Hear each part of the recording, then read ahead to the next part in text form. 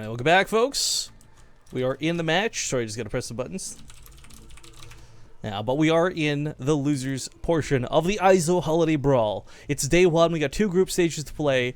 Or two groups, I should say. It's all one group stage, I guess. But in this particular match, in this best of three, spawning the bottom left corner of the map, it's gonna be the blue Terran player, Gumiho. Yep, right. It's the red Protoss. It's my Insanity's reign. I really don't know who to give this one to. Protoss and Terran, this matchup, it's so volatile right now. There are situations where, for example, yesterday in the Alima League Monthly Finals, we saw Keen kind of flop really hard to Protoss in general. Like, such a strong player playing so poorly.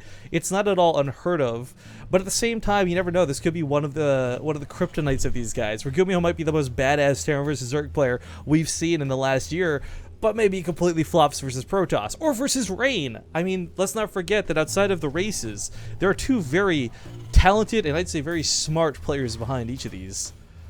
Yeah. Versus Terran, I think, is... Yeah, and I checked, it's actually, it's not the worst matchup for Rain, I guess is the most PC way to put it. He's actually pretty good from what I remember from watching his games before he was on My Insanity, and I guess while he's on My Insanity, right? It's been a couple of months, 2 months? I don't know, they just recently picked him. It can't be longer than a month, I don't think. I could be wrong. Wasn't it like after BlizzCon? Oh, I think they announced it at BlizzCon, that's right. I remember talking with, I think, Libby B and Vibe about it. It's like basically like 2 months, right? So close enough, whatever. But yeah, almost doing that ish. Yeah, right. But I actually give this one to Rain with my gut feeling and also somewhat my brain until I see how Gumiho actually plays. Because Gumiho, as we say, we always know him for his TVZ and somewhat for his TVT. There's just been a lot of, the Olima League has been like TVTs all day. So until I really see it, I'm going to put this one to Rain. But Gumiho could definitely surprise us. Oh, absolutely. I mean, I don't know. It's really hard to... we always get so obsessed with his mech, but it's one of those things where you're like, yeah, that's right. He played Bio for years and years leading into it. I feel like that's like, people always bring up the... well, we brought it up, right? Just like these old players that are actually coming back. Ranking Prime, Gumiho, I mean, even Supernova. Like, they're all people that have been in the scene for a very, very long time. And a lot of them actually didn't get that much credit. Like, yeah, they weren't like really in the spotlight. Like, they were there, right, but not focused upon. Exactly, and it's kind of like, they are finally getting that spotlight. Maybe it's like more weekly tournaments because of the Olympic League. I don't know, but they certainly are finally getting up there, and it's just like, well, they had to play Bio for like 4 years. Like, they're not something going to be bad at it because they're used to playing Mech TVZ. No. True enough. We do have, by the way, with this commencer on the logo, I mean, it gets scouted, but I mean, this probe more importantly gets up to the main, and it scouts no gas over here. There's one gas because of the factory, so you don't even need to scout it, but he scouts no second gas, so no paranoia about anything too cheesy, no weird Banshee play coming out of Gumiho. Yeah, which I feel like we only bring that up because we did actually see that from Keen. Yeah, Keen played Banshees and tanks and all sorts of weird wonderfulness yesterday on King Sejong versus Emotion, but... Ugh.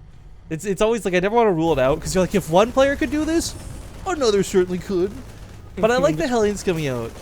We sometimes see these two Hellions just run to that mineral line immediately, not for any purpose other than suiciding for a scout and killing as many probes as possible in the process. I'm just saying, he could still go Banshees with that Tech Lab on the racks. I think it's gonna be for Stim, but... It'd be cool to see, that's for certain. Banshees have been making a weird spot in the matchup because stealth detection has always been a bit of a pain in the ass for Protoss players. But it looks like, wait, maybe it's the Raven though for the push. That's true. Let's hold our horses here and see.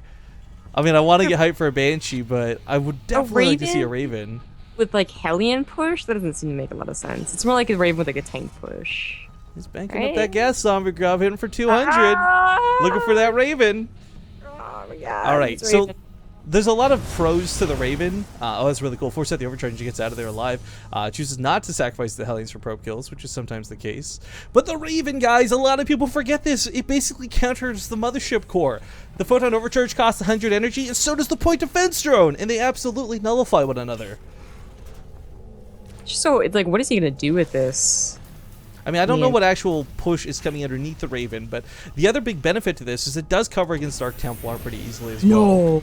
Or are you gonna go? Well, it's not about Tanks. going back. I mean, you can always call it Tanks. just a tank push more than mech, but it is going to be a tank push, so that's cool too.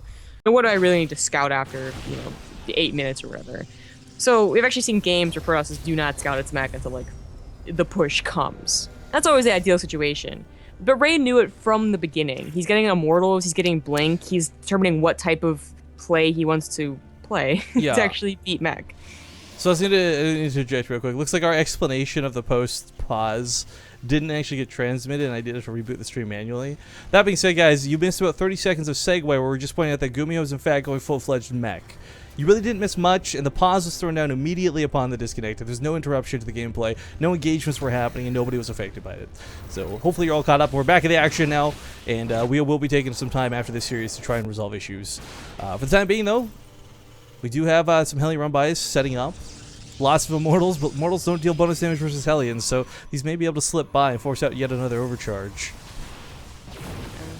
They still don't have damage. The force still there. Yeah, he already has 5 factories, but... Oh, 4 factories? Oh.